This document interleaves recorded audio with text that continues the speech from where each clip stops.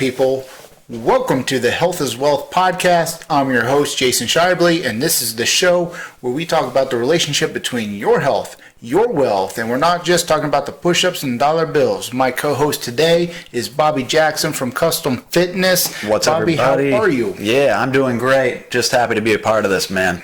So, Bobby, you've come today with a great topic, and I want you to share everyone what we're talking about today. Yeah, I think we got a good one. I think it's one a lot of people are going to be able to relate with, or hopefully soon be able to relate with, and that is the things that our clients have told us are the biggest difficulties when they first started their health and fitness routine. So those first few little things that they start to feel, things they need to think, little ways maybe their body changes or doesn't, and they're just little components that affect everybody when first starting out in the gym. Well, Bobby, I don't know where this is going to go, but I do know the first answer to that. All right. What is the biggest one you've heard? Showing up. That's right. Okay. Yep. They just don't know how to get started when it's just showing up to the door. Now they're in the gym and they need to show up and start some habits. I agree. There we go. And I think you said it perfectly right there. It's building the habit. It's that habit of getting to the gym day after day, week after week, and it's really that consistency. Everybody says, oh, consistency is key, but that's part of it is, or like what I tell our people at Custom Fitness, it's not about how hard one single workout is, right? You get in there and you kill yourself. Well, if that's the only workout of the month, you made no progress. Yep. It's more about leaving a little bit of gas in the tank and making sure you're still showing up for that next workout. Well, I don't think most people are signing up for dance lessons and taking one class and being good to go. I don't have that kind of talent, but I think people assume that they can show up once and it's going to motivate them enough. And that's why I've constantly said over the years, just show up, dumb it down, show up, even if you have to write it down on your programming. That's it. And stuff, and show up your number one day, even if you had a bad day just in general or at work, the kids got you fired up or you got busy, show up for yourself every day. And that tends to win, whether that's 2 weeks down the road and you find a good rhythm, or some people, they have to tell themselves for 3 months there, but it's okay. Just show up. It can't be bad after you get there. That's it. And it's also about just getting stuff done. Now, don't worry about what you didn't do during that workout. And like we live our lives by, it's that keep it simple. And especially when you're in the gym, just keep it simple. Fundamental movements. If you get in 45 minutes to an hour, should be all you need if you're really doing what you're supposed to be doing anyway. And then get the heck out of the gym, go live your life, because you got to be back there within a day or two anyway. So. Yeah, and the next thing that most people are bringing up to me is the soreness. They just got to get over the soreness. Yeah, that one's... And it's, I mean, from the first workout, and as a trainer, my goal isn't to make you sore when you're first starting your program. My goal is to show you that you can do this. Yeah, and even for me, I mean, it's, unforgettable soreness the first time you ever really feel that in the legs, in the back, in the chest, in the arms. But that also comes back if we take some time out of the gym. It also has a lot to do with how frequently we work out. Mm-hmm. We're in the middle of this quarantine right now, so there's a lot of people that have been stuck out of the gym for, hopefully not a whole lot longer, but it's going to be a measurable amount of time that they're going to be out, and they can expect that same kind of soreness coming back too.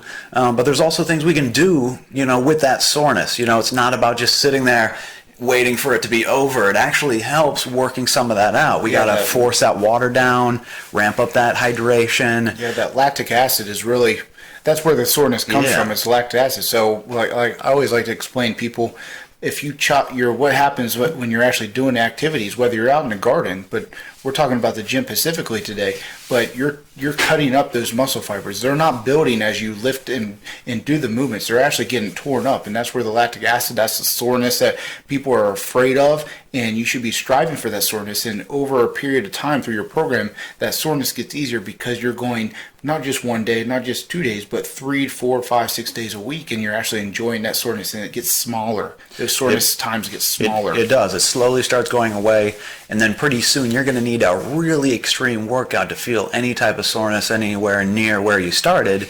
But it's about just surviving that first week or two. It really is. It should only take about that long to work through it.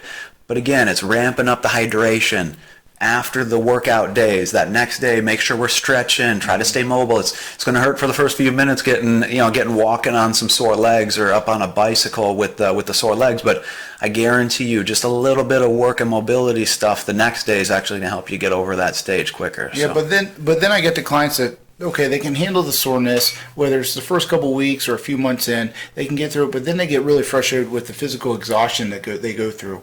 And, they feel like they can push, but not for a long period of time. Yeah, that's definitely one that people, whether you're detrained, you haven't exercised in a while, or you've never really spent time in the gym, even beyond that soreness you might feel at the beginning, after and that next day, that mid-workout, trying to get used to having that body under stress, that fatigue, that exhaustion, that is a whole nother level of mental strength really that you need. It's that, okay, you're not going to die. As much as it might feel like you are, you're not going to die. You might have to slow down. You might have to lighten the load up a little bit, but you're not going to die. And it's just about knowing that, eventually your body's going to adapt right along with getting rid of that soreness, the days after working out. You're also going to feel even better. You're going to recover faster from individual exercises.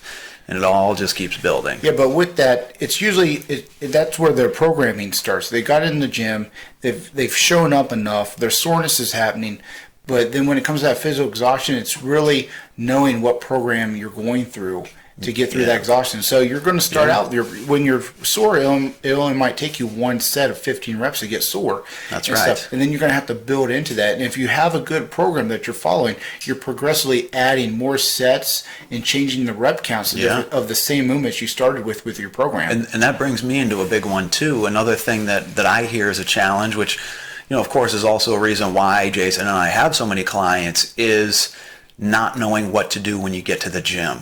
That's another major challenge for people. That's the perk of having, being able to work with a trainer one-on-one, of course, whether you jump into that group fitness programs.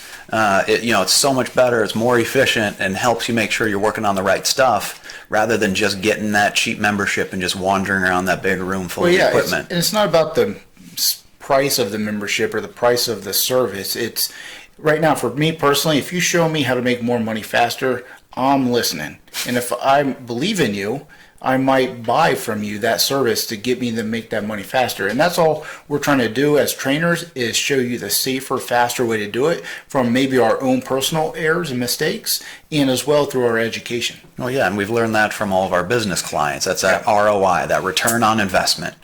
Okay, I can pay a little bit, but if I get nothing from a little bit, that's not as good as, okay, I got to pay a little bit more, but I at least get a nice measurable return here. Yeah. Or even better is you really learn what to do then on your own. Yeah. We have plenty of clients up at Custom Fit, and they just want to work with us for maybe a month or two to learn what to do when they get to the gym. How should a real workout feel? Maybe they need that extra push to build that regular reoccurring pattern of getting to the gym, just building that habit. Showing up. They just want to, get that all down, get the ball rolling, and make sure they're starting on the right foot, and then they end up going off on their own and continuing that process. And that's really what we love to see as well. And that's what we want as trainers.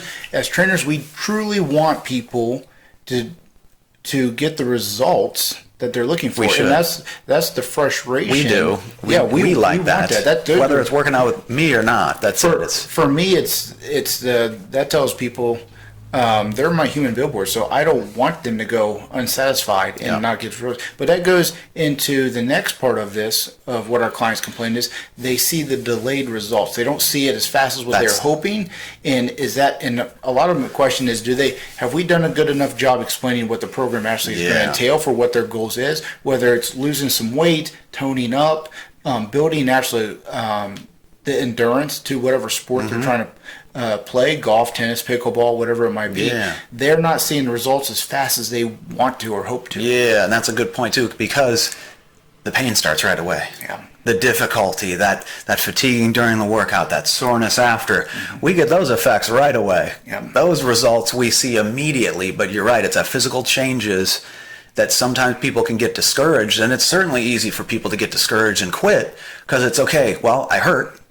I feel like I'm doing something because my body, initially at the beginning was in a little bit of pain, but I haven't seen the 8-pack abs yet. I don't look beach ready, so okay, it's easy for me to just stop because all I've experienced is pain so far. But that's the importance of, okay, just pull it back a little bit. Pull that back.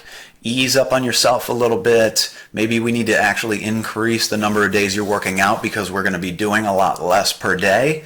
But just try to keep that momentum forward, keep moving, keep building, because eventually, just like, that adaptation you're going to make and the improvement in conditioning you're going to make, we're also going to, without a doubt, be able to see those results if we keep doing what we're doing. Most people that are probably listening to this podcast have examples of how long results take because they've seen the foundation of a home go up.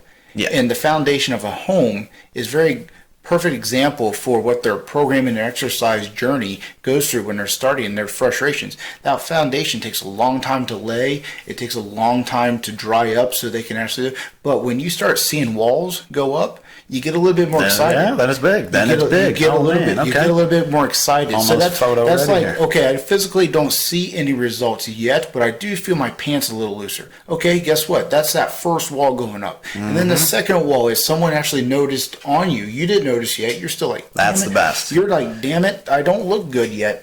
And it's been 3 months, and you're son of a biscuit. That's another big one, though. So how many times have you had that where clients say, I don't notice any changes. Someone else has. I feel like I look the same, and then one day they come in with a big tip in their hand, and it's man, I just got the best compliment at a dinner party last night. It was somebody I hadn't seen for a couple months, and they asked me, what the hell am I doing? Because I look like a different person. That'll get them to the next phase in their program. Yeah. When it comes to just specifically as a weight loss client. Yeah. That's just trying to lose a little weight. They didn't see it. They don't see any pants changes physically, but that someone else has, and they're being honest. It's not just a nice hi, how's it been for a while, but they actually are like, wow, you actually have changed, and that gets them to that next step into their delayed results that they might feel in their mind. Yeah, that's something for all you guys to keep in mind. If you're just thinking about getting into health and fitness, or maybe you've been at a little plateau for a while, or whatever the case might be, keep in mind you're the last person to see your results. You're the last person to notice, because we're the first person we look at in the mirror every morning.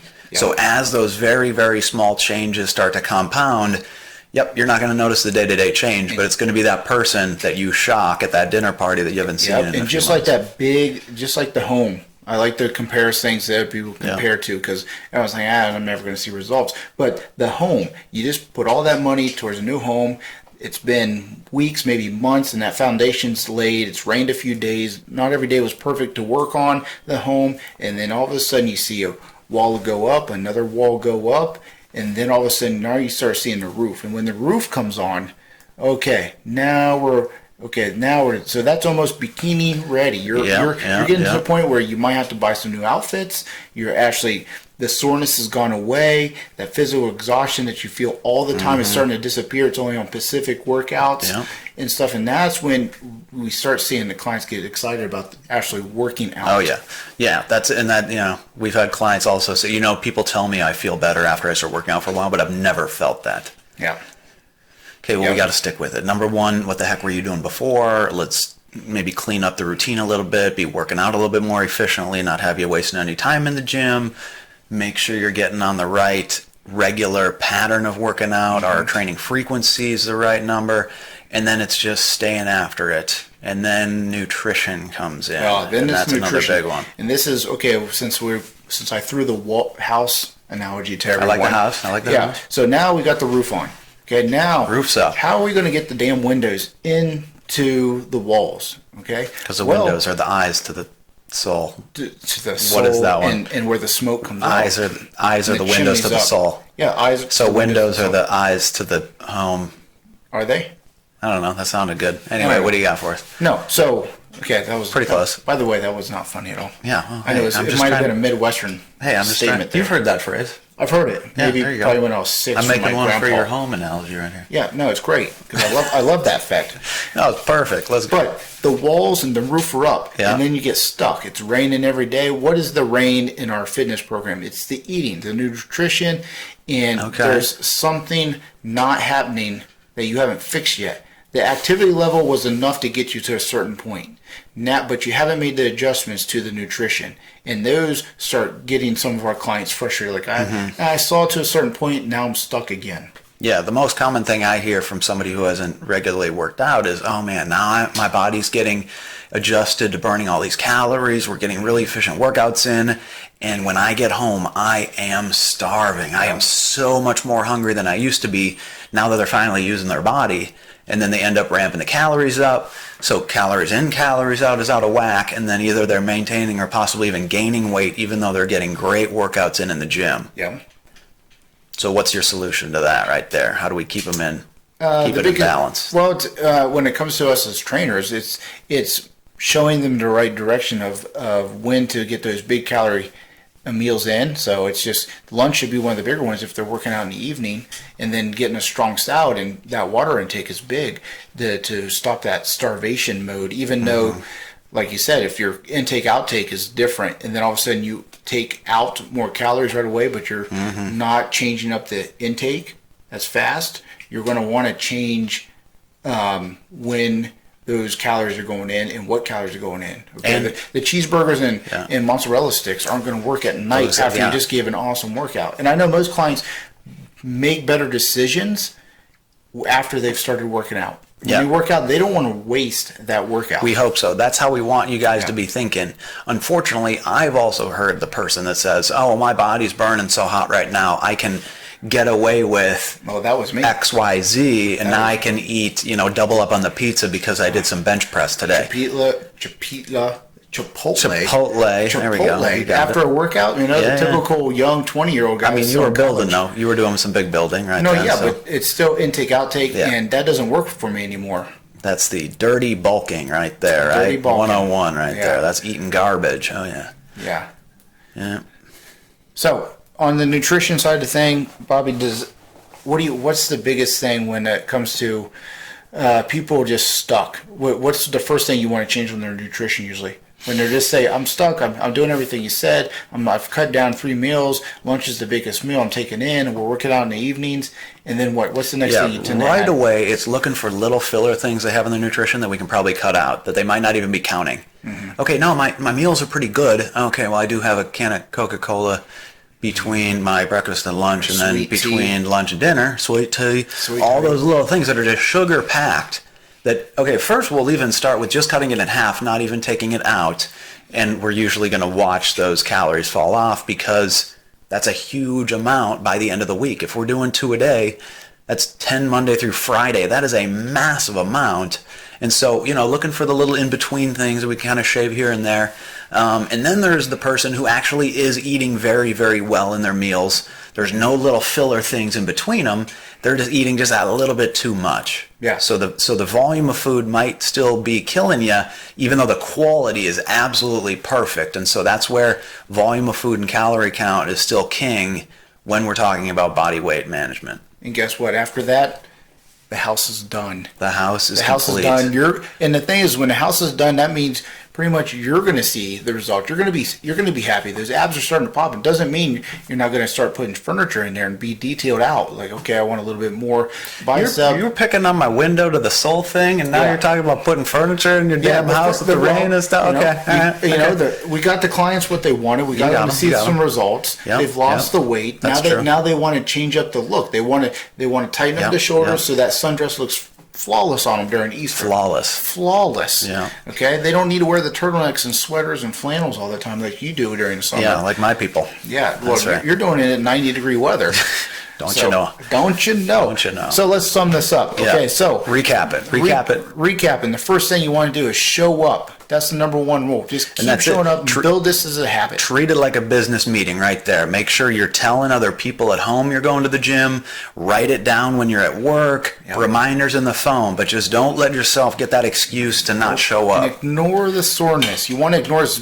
Have support group around you. You can do this. Always having someone, a spouse, a partner, a workout partner, that accountability will help that soreness go away. No, the soreness is there, but also keeping that water in, doing that stretching, and getting mobile when you have soreness. It's hard to do because it hurts so bad sometimes, but get that body moving, and you actually can work that soreness out by getting that blood pumping again. And keep pushing through the physical exhaustion. Keep pushing. You can do this. There's no problem. Everyone's been there before. There's going to be struggles. There's going to be good days and bad days when it comes to getting through the workout. Just keep pushing, and you'll be fine.